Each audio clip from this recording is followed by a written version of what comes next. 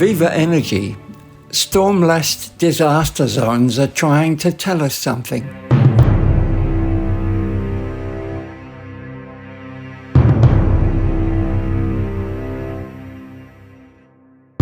Mega bushfires so big that they create their own weather systems are trying to tell us too. Relentless, repeated heat waves have a message.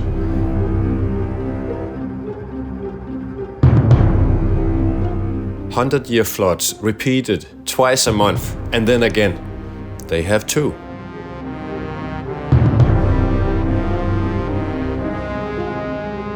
How often do we hear on the news that people are watching the waters rise with anxiety?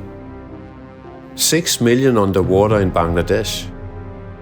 Droughts, crop failures, food crises, 28 million people about to die from starvation in the Sudan, collapsing ice sheets, weird hailstorms and flash flooding. That's here in Geelong. All of these are trying to get through to us. What they're saying is simple. The reckless burning of gas, oil and coal has reached that point now that scientists warned the American president about in 1977. The fire season lengthens across Australia, with doubling over the last 4 decades according to the CSIRO.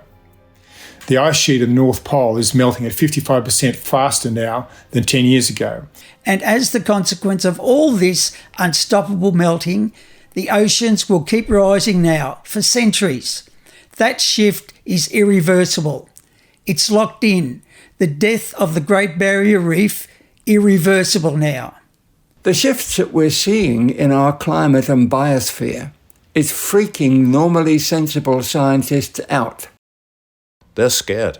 And they're getting so desperate that they're taking to the streets just like the young climate activists. We interviewed some of them in the Sustainable Hour the other week. It might be radical, definitely radical, but if I go and break the window at Santos or somewhere, have I hurt anybody? No, I haven't. It's non-violent. But it really makes the point. The first thing that we need to do in order to get ourselves out of this situation is stop all new fossil fuel licences. And we're so far away from that. And this is just the beginning. Scientists are urging that the world must cut emissions at roughly the same rate it did during the peak of the COVID pandemic in order to keep climate change within limits we can reasonably adapt to. The IPCC puts it like this. Global warming reaching 1.5 degrees in the near term will cause unavoidable increases in multiple climate hazards and present multiple risks to ecosystems and humans. So the United Nations and also the International Energy Agency are saying no new fossil fuel projects altogether. This is the big elephant in this Zoom room. The IPCC have reported it's now or never. If we want to limit global warming to 1.5 degrees without immediate and deep emissions reductions across the sectors, it will be impossible. We're going to hit somewhere between 1.5 degrees Celsius of global warming in the coming years, making it difficult for humans and other species to cope. For some people, it will be impossible to cope. They'll have to move or die. The plants, they can't move. They'll just die. The Great Barrier Reef is dying now. Half of it is gone already. And who cares, right? The IPCC writes that global warming of between 1.5 and 2 degrees Celsius will be exceeded during this century unless immediate, rapid and large-scale reductions in greenhouse gas emissions occur now. So, what is the IPCC?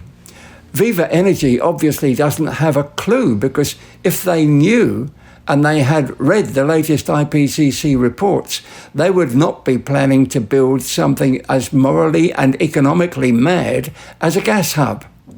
And we wouldn't have to be sitting here having to spend time telling you commissioners that their gas hub project is exactly what the United Nations Secretary-General has classified as madness.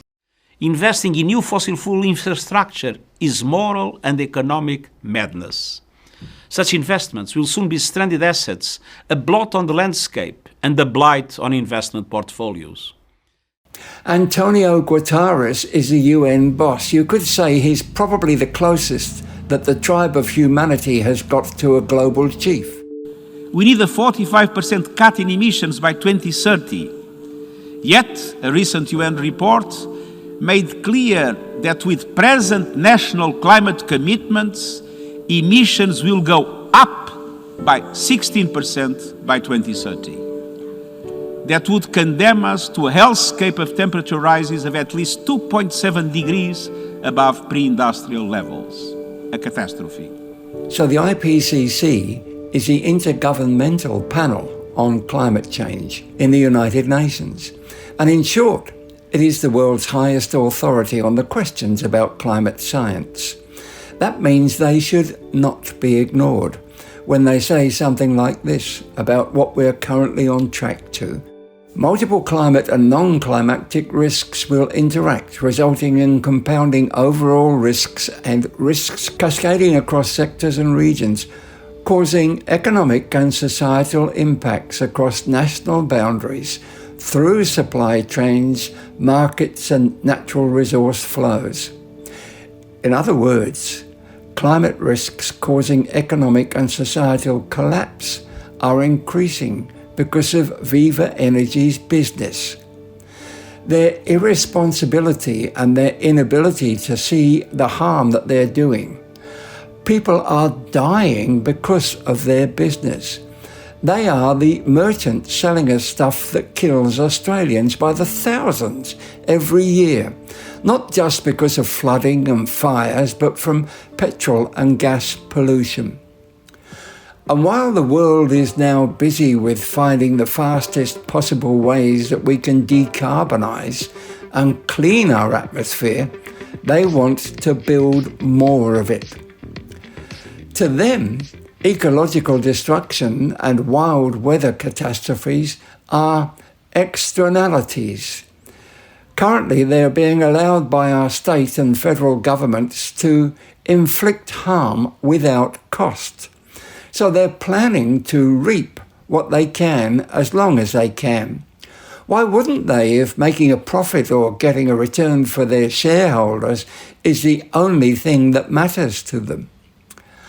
I can tell you why they shouldn't, because it is wrong. It is simply outright wrong. It is not just the UN chief who can see that. The young people can see that too. They get it. It is their future which is at stake. They're going to live with the mess that companies like Viva are going to leave behind to them. And when those young people who can see how criminally wrong this is, when in the next years they come out as young lawyers and politicians, you wait and see. There'll come a day when inflicting harm and using the atmosphere as an open sewer will be criminalised. I hope we'll still be alive by then, so I will live to see Viva Energy convicted for their crimes against humanity and all life on this planet. Their business model is based on denying externalities and ignoring risks. They're trying to delay the transformation we all know is coming simply because they hope to get some extra profit from it. Meanwhile, people and businesses have understood what is going on, and we are getting off of gas. And sooner than you think, people will want to get rid of those politicians who think that they can keep us tied to the old gas infrastructure. Because we, the people, who vote in the governments, who make the rules, we're no longer happy to bear the costs. While we watch Viva Energy and Shell and Woodside and all the other fossil fuel companies reap their last profits before closing time. They're putting their money on that nothing will change. But the way things are changing already, really, I don't think it's difficult to foresee that within just a few years, there'll be a shift in thinking and a shift in government. And those climate destructive costs that Viva Energy are not paying for today, they're going to be recognised and priced back into the economy. And they will hit Viva Energy's gas and petrol with carbon taxes, pollution fees and CO2 restrictions. All those rules that the fossil fuel lobby have managed to keep out of legislation for decades. They are coming, and they are coming fast. Because what we want, all we want, is a world that is safe. A world where the climate is not changing and causing havoc. A world where animals and plants are not going to be extinct by the thousands every year. A world where we respect nature and our right to live healthy lives without fossil pollution. We know it's not utopia, but it is absolutely doable with today's renewable energy generation methods. And with politicians who understand and value the transformation, putting laws in place that protect us. No more fossil fuel subsidies. Fossil fuel corporations being required to pay the full costs of their deadly and climate-destructive pollution and greenhouse gases. The global energy system is broken and bringing us ever closer to climate catastrophe. Fossil fuels are a dead end, environmentally and economically. Every country, city and citizen, every financial institution, company and civil society organization has a role to play.